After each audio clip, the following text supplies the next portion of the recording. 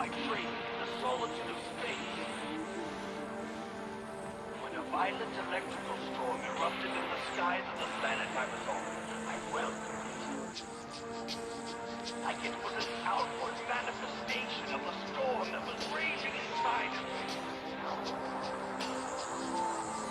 I was determined to survive.